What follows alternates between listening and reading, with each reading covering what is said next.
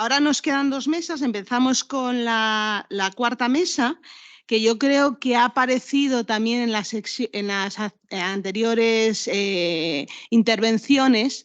Esta idea, no me acuerdo ahora mismo cuál de los ponentes estuvo hablando, sí, Juan Luis, ¿no? Cuando hablaba, yo vengo de la periferia, ¿no? Bueno, pues vamos a hablar de ese espacio fundamentalmente olvidado o aparentemente olvidado en muchos de nuestras normativas, incluso en muchos de los instrumentos de planeamiento, que es el tema de los pequeños municipios. Y yo quería enlazarlo con las dos intervenciones anteriores, que nos estaba hablando Marian Simón del tema de la agroecología. Y también ha aparecido el tema de las renovables. Y estamos comentando, José María y yo, que precisamente ese espacio donde van a surgir el conflicto es precisamente en estos suelos donde aparecen unos usos que realmente sobre unos áreas rurales o semirurales ya no es tanto la presión urbanística al uso del crecimiento de la ciudad, sino la aparición de estos nuevos usos vinculados a la producción eléctrica y normalmente sobre o amenazando suelos fértiles destinados tradicionalmente a la agricultura. Bueno, con todo ello, como no nos va a dar tiempo al debate, yo lo incorporo aquí para ver si los dos ponentes que a continuación van a intervenir nos pueden incorporar en su discurso alguno de estos aspectos. En primer lugar, tenemos aquí, no sé cuál de los dos aparece, sí, Eduardo de Santiago, que no creo que necesite mucha presentación, doctor arquitecto, porque es de la casa, del ministerio, y que bueno, va a intervenir hablando del urbanismo olvidado de la España vaciado, 12 problemas del planeamiento urbanístico de los pequeños municipios rurales ilustrados mediante ejemplos, un artículo bastante prolijo y largo.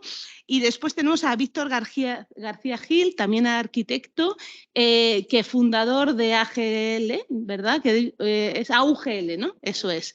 Arquitectos, de nuevo, un profesional que con su experiencia, amplia experiencia e interesantísima experiencia en planeamiento en estos núcleos en la Comunidad Valenciana, también va a hacer su aportación sobre las dificultades del planeamiento urbanístico en estos pequeños municipios, desde esa experiencia que él tiene profesional en la redacción de instrumentos de planeamiento, que invito también aquí a los presentes, que seguro que le conocen, a que visiten, ¿no? Porque realmente son más que interesantes esa labor que está haciendo desde el punto de vista profesional. Nada más, os dejo cuando quieras, Eduardo. Bueno, muchas gracias. Yo primero voy a empezar contextualizando un poco el principal problema del urbanismo en el medio rural, que es precisamente la falta de planeamiento, porque claro, aquí estamos hablando de los problemas del planeamiento, pero cuando no hay planeamiento, pues esto también es bastante problemático, ¿no? De 8.100 y pico municipios que hay en España, todavía, después de transcurridos un montón de años desde la primera ley del suelo, ¿no? Todavía 1.500, que son aproximadamente un 18%, siguen sin planeamiento, y unos 1.200, un 14%, solamente cuentan con una figura tan sencilla y en muchos casos tan obsoleta como un proyecto de delimitación de suelo urbano. En términos de población, esto no es muy relevante, apenas es el 2% de la población española la que vive en estos municipios. Pero en términos de superficie y de territorio, y aquí hemos empezado a hablar de la importancia del territorio, esto es muy relevante porque significa que casi una cuarta parte del territorio español carece de un instrumento propio de planeamiento urbanístico, ¿no? Estará afectado por la legislación sectorial, en algunas provincias habrá unas normas subsidiarias, etcétera, pero no hay un instrumento propio. Esto es especialmente grave en los municipios más pequeños, en los municipios menores de 2.000 habitantes, que son nada menos que 5.700 de esos 8.000 en España.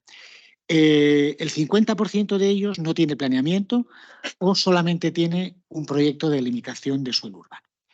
Y esto es especialmente más grave todavía en los municipios menores de 100 habitantes, que es donde se concentra fundamentalmente el problema. El 60% de ellos sigue careciendo de cualquier tipo de planeamiento urbanístico y otro 20% tiene proyectos de delimitación de suelo urbano. Esto va mejorando según va creciendo la población, pero ahí es donde tenemos el problema, ¿no? Territorialmente, estos municipios se concentran en esa España interior, ¿no?, que se ha denominado España vacía o España vaciada, ¿no? Castilla-La Mancha, Castilla-León y Aragón concentran casi el 92% de los municipios menores de 2.000 habitantes sin planeamiento. Y añadiendo Extremadura, estas 4 comunidades representan el 80% de los municipios que solo cuentan con un PDSU, ¿no? Si hacemos un repaso rápido de la normativa urbanística autonómica, pues veremos que la tendencia no es a diseñar instrumentos específicos para la intervención en el territorio rural y la ordenación de los pequeños municipios, sino al revés. Hay una tendencia a elevar el plan general a figura omnipresente, que sirve igual para un municipio de 3 millones de habitantes que para un municipio de 100, ¿no? Sí, evidentemente hemos estado hablando de los problemas del plan general como figura general en un municipio clásico, pues estos problemas se agravan todavía en los municipios más pequeños, ¿no? Y de esto es de lo que trata el artículo. El artículo trata de enunciar 12 problemas que voy a repasar rápidamente sobre esa falta de adecuación de los instrumentos urbanísticos allí donde existen en el medio. El primero, que es el más grave, ¿no?, es el declive de los cascos tradicionales y de la edificación tradicional, ¿no? Ahí hay un problema de despoblación, etcétera, pero también hay un problema de falta de incentivos a la rehabilitación, que no está pues bien articulada, ¿no?, lo que es la protección en aquellos casos en que existe protección del patrimonio, con unos que implica una imposición de mayores restricciones y de deberes con una correspondencia de facilidades o incentivos para los propietarios. Hay también una competencia entre la clasificación de nuevos suelos y la rehabilitación de los cascos. En estos municipios pequeños donde hay muy poca dinámica inmobiliaria, pues no nos podemos engañar y posiblemente la clasificación de nuevo suelo o la generosidad o la facilidad de desarrollo de nuevos suelos pues va a conllevar a que se continúe abandonando el patrimonio existente que podría rehabilitarse o cambiarse de uso. Otro factor otro problema muy importante es la inadecuación de los criterios reglados para la clasificación del suelo urbano en estos pequeños municipios, con el problema de que en España, como sabemos, la clasificación del suelo urbano tiene, como ha dicho la jurisprudencia, un carácter fáctico. Por lo tanto, no discrecional, ¿no?, como si tiene la clasificación del suelo en el suelo urbanizable, ¿no? Por lo tanto, el planificador no puede aplicar criterios morfológicos o hacer una lectura del territorio, etcétera, sino que se vea obligado a clasificar como urbanos determinados suelos con esos criterios clásicos de urbanización, dotación de servicios urbanísticos básicos, consolidación por la edificación, etcétera, que en muchos casos en el medio rural pues son claramente contradictorios, cuando no perjudiciales, ¿no? Hay una serie de problemas, ¿no?, como la urbanización sobrevenida, ¿no? A veces nos encontramos con que, bueno, pues por allí pasan los servicios urbanísticos porque es la traída de aguas o la forma por donde pasa el saneamiento, pero no porque realmente esos suelos tengan una vocación de ser urbanizados o aptos para el desarrollo urbano, ¿no? Las carreteras siguen siendo vectores de crecimiento, a pesar de que en la legislación urbanística pues se dice que no deberán considerarse como tales, pero en la práctica lo siguen siendo. Hay una desatención absoluta a los aspectos morfológicos y a la parcelación, que son aspectos muy relevantes y más en el medio rural, y seguimos teniendo ese criterio, ¿no?, de la exigencia de integración en la malla urbana, cuando eso en el medio rural es obviamente completamente inadecuado o contradictorio, ¿no? Afortunadamente ya hay normativas, ¿no?, que hablan de, o que han acuñado ese concepto de integración o imbricación en el medio, que es mucho más apropiado para el medio rural. Otro problema, un tercer problema, es el problema de los bordes y la omnipresente corona de chalés, ¿no? Esos suelos de borde, ¿no?, que en estos pequeños pueblos, ¿no?, pues suelen ser las zonas de transición entre el espacio construido y no construido, donde estaban los huertos, donde hay arroyos, zonas de eras, etcétera, que tienen una función importante, tuvieron una función importante histórica y hoy la siguen teniendo desde el punto de vista patrimonial, territorial, etcétera. Bueno, pues vemos sistemáticamente cómo son ocupados por ese urbanismo banal, ¿no?, de la corona de chalets, ¿no? Bien, otro problema vinculado con todo esto que estamos hablando es el enrarecimiento de los mercados de vivienda y suelo y la falta de mecanismos de gestión e intervención, que en estos pequeños municipios pues son fundamentales, ¿no? Sigue habiendo pues estos problemas enrevesadísimos, ¿no?, de herencias, ¿no?, etcétera, y luego pues claro está, ¿no?, todos esos temas de falta de transparencia en los mercados, ¿no?, de suelo, no hay oferta, etcétera, o si la hay, pues es a precios astronómicos, ¿no? Bueno, todo esto necesitaría también pensarse. Un quinto problema que señalamos es la escasa calidad de las ordenanzas, ¿no? Pues hemos hecho ordenanzas con la máquina de hacer churros, ¿no?, que en primer lugar parten de una falta de lectura o de una mala lectura de las tipologías tradicionales, ¿no? Si no hacemos una lectura de cómo es la arquitectura de ese lugar, pues es imposible formular una ordenanza acorde, ¿no? Y también hay una falta de posicionamiento, en este caso es un problema intelectual claro, respecto a cómo intervenir sobre el patrimonio histórico, ¿no?, en este caso la arquitectura popular, la arquitectura vernácula, ¿no? Cómo se interviene, ¿no?, con el neovernáculo, cómo se integra ahí la arquitectura contemporánea. A veces las ordenanzas exigen una continuidad en los materiales, pero esos materiales, si se usan de forma pues diferente, con aplacados o con otros despieces, pues al final eso es un falso histórico que no tiene ningún sentido, ¿no? Eso también necesita una reflexión, ¿no? También necesita otra reflexión, otro problema, es el dogma de la urbanización urbana. Seguimos exigiendo, como criterio de clasificación del suelo, la dotación de servicios urbanísticos básicos igual en el medio urbano que en el medio rural, cuando en muchos casos no tiene sentido que existan aceras como tales, sino que las calles deberían ser de coexistencia, las zonas de aparcamiento pues se pueden plantear de otras formas, debería haber una mayor presencia de la vegetación, tratamientos blandos de la pavimentación, etcétera, que ni están ni se les espera, ¿no? Bueno, todo eso también merecería una vuelta y un pensamiento, ¿no? Otro problema, el séptimo, es el del suelo urbanizable. En el artículo se analizan ejemplos, ¿no?, de la pervivencia del neodesarrollismo también en el medio rural, ¿no?, como bueno, pues ha habido urbanizaciones que estaban ahí latentes desde el franquismo, ¿no?, y que se han intentado poner en carga en sucesivos momentos, ¿no?, y bueno, con estos problemas, ¿no? Y en este sentido, ¿no?, pues la valentía de alguna comunidad autónoma como Castilla y León, ¿no?, que ya ha dado pasos en la desclasificación de ese suelo urbanizable. Otro problema también del que se ha hablado aquí es la orfandad y el desvalimiento del suelo rústico, ¿no?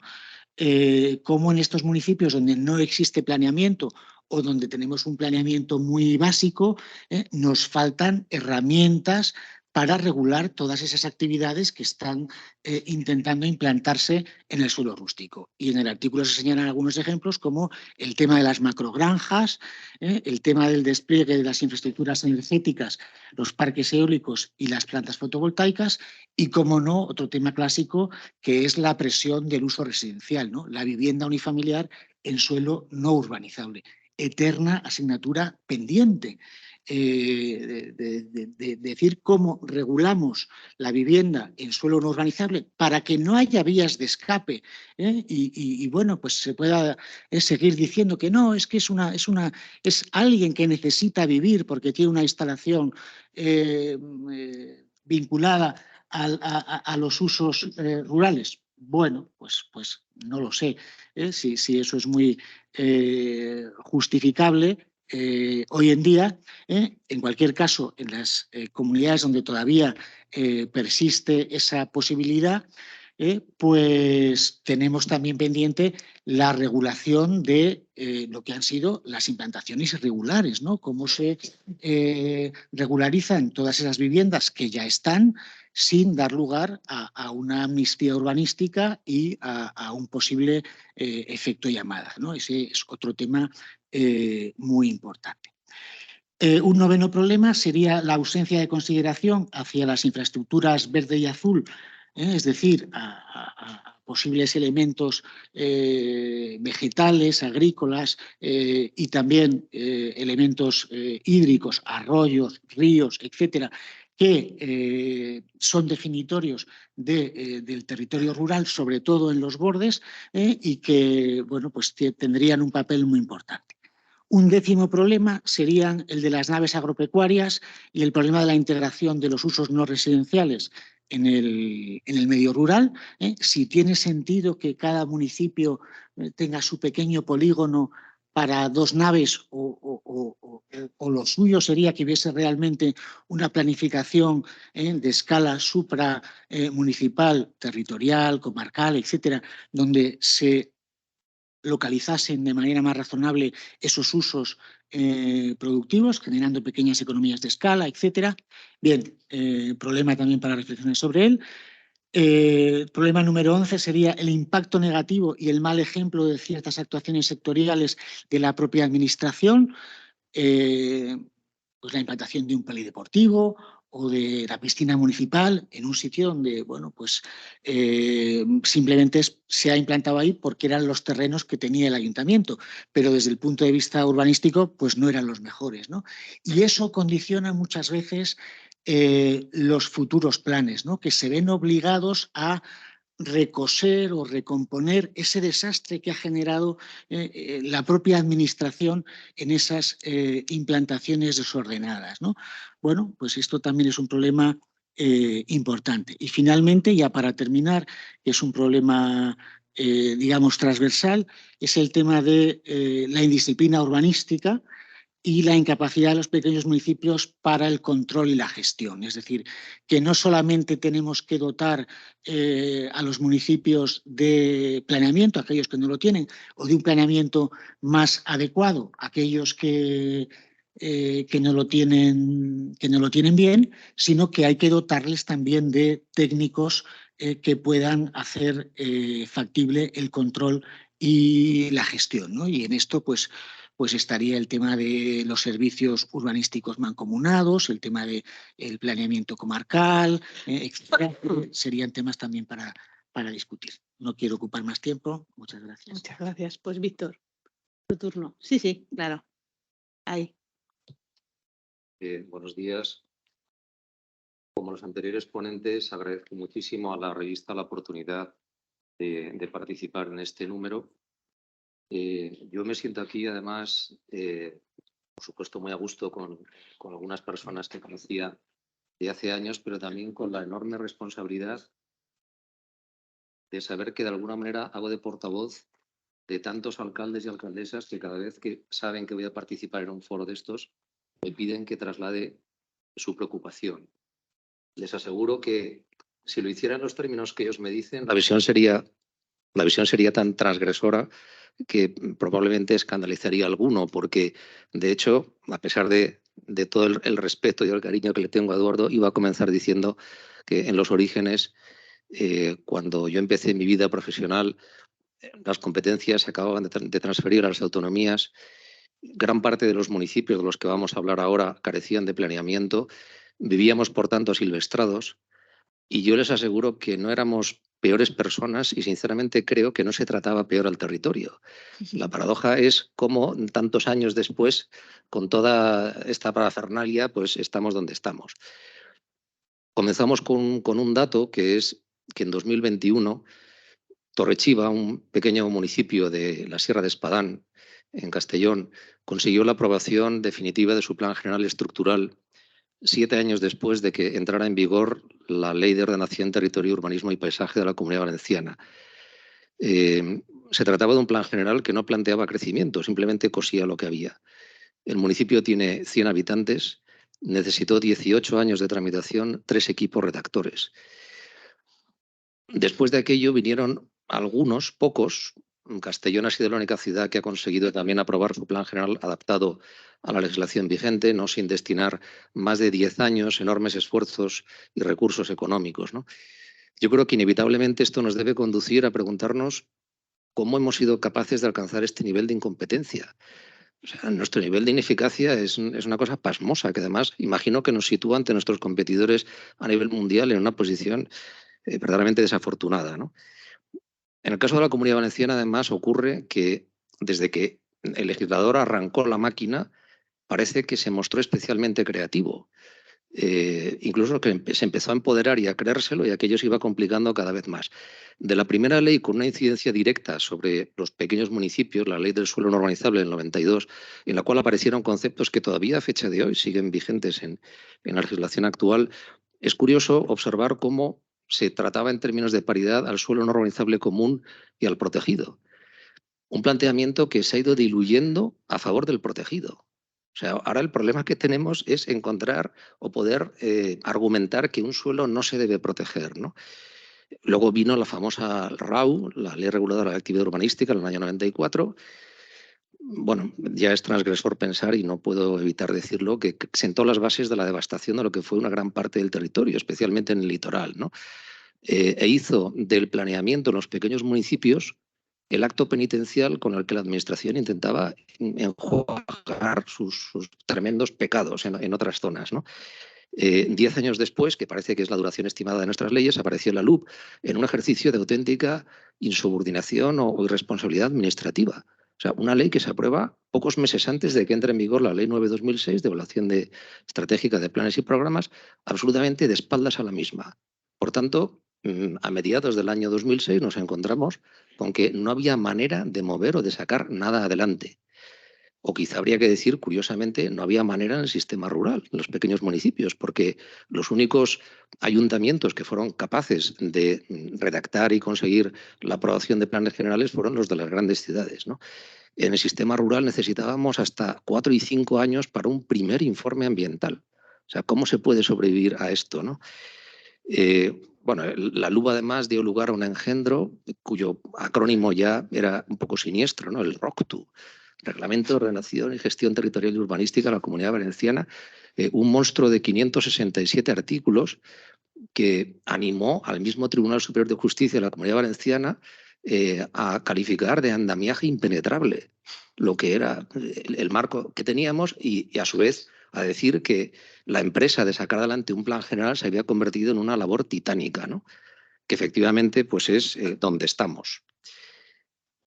Con la llegada del siglo XXI, pues también se trasladó evidentemente al ámbito rural, a los pequeños municipios, un montón de directivas y aparecieron bueno, pues todas las figuras de protección en torno a la Red Natura 2000 y empezaron a desarrollarse los planes de acción territorial, que evidentemente yo creo que todos coincidimos en que quizá apuntan hacia el futuro de la ordenación del territorio, ¿no? Pero trasladado al lenguaje y a las preocupaciones de los pequeños municipios, quiere decir nuevas trabas y que al final en la práctica no vamos a poder hacer nada, que básicamente también es donde estamos. Se consolida de esta manera un sistema verdaderamente ingobernable, que ha conducido a la extraña situación que contradice la voluntad que manifestaba hace un momento Eduardo, ¿no? Es la propia administración la que desaconseja a los municipios que aborden un plan general. O sea, esto ya es como el mundo al revés, ¿no? Un jefe de urbanismo que le dice a un alcalde, alcaldesa, no se meta usted en esto, que es una locura. O sea, busque fórmulas y subterfugios como homologaciones, una modificación o revisión de lo que tenga, cualquier chapucilla, antes que embarcarse en algo de incierto futuro que no sabemos cómo ni cuándo va a terminar. Hace también unos años, menos, digamos que a partir del 2015, se introdujeron en los municipios del sistema rural, por así decirlo, las nuevas sensibilidades, que evidentemente en la perspectiva de la ciudad tienen otra interpretación radicalmente distinta, ¿no? Pero claro, hablar de la necesidad de justificar con estudios acústicos, o sea, territorios donde no pasa nada, estamos hablando de sitios donde la densidad de población a veces está por debajo de 4 habitantes por hectárea. O sea, es que los parámetros hacen saltar todas las alarmas en la Unión Europea. Entre 4 y 6 habitantes en gran parte de municipios de zonas del interior de Valencia, de Castellón, lindando con Teruel, Castilla-La Mancha. O sea, un auténtico desastre. Allí los problemas ya no es que sean de vivienda, que también lo pueden ser por toda esa infravivienda, los problemas son de personas. O sea, nadie se quiere ir a vivir allí. Pero además nadie se quiere vivir, entre otras cosas, porque los planes que estamos haciendo terminan protegiendo a veces hasta el 98% del término municipal. ¿Cómo se puede gestionar un territorio con el 98% del término municipal protegido? Estamos hablando de que esas protecciones impiden, por ejemplo, los usos inherentes al sistema rural, que son los usos agropecuarios, la explotación del suelo que va a permitir que nos alimentemos. O sea, esto es una cosa como completamente delirante, ¿no? Esas nuevas sensibilidades, pues ya digo que tiene un encaje complicado, ¿eh? Hablar de estudios acústicos, de movilidad sostenible, de perspectiva de género, de memoria democrática desde perspectiva de género. Explícale esto a una corporación preocupadísima porque en el pueblo, a fecha de hoy, vive menos de un 10% de la población que vivía hace un siglo. Pero es que además la población que reside es dependiente en su mayor parte, o sea, tiene una edad avanzadísima. A mí la melancolía me la produce siendo un urbanita y madrileño de nacimiento, pero hombre rural de vocación y de adopción, ser testigo de cómo estamos asistiendo a la defunción, ¿no? Languidece toda una forma de vida con un valor cultural extraordinario, una forma muchas veces magistral de integrarse en el territorio. Qué mejor mimetismo que muchas de las aldeas que podemos encontrar en pueblos de Valencia, como por ejemplo Alpuente, Ademuz, son un ejemplo. O sea, hoy no lo haríamos mejor que entonces, ¿no? El patrimonio, otra oportunidad, yo no sé si perdida o al menos mal gestionada, ¿no? Los que nos dedicamos a esto, en el despacho nos sentimos especialmente orgullosos de que dentro de todo el barro que pisamos, lo rutinario de nuestro trabajo, hemos protegido más de 4.000 elementos de interés paleontológico, arqueológico, arquitectónico, etnológico, son muchísimos, ¿no?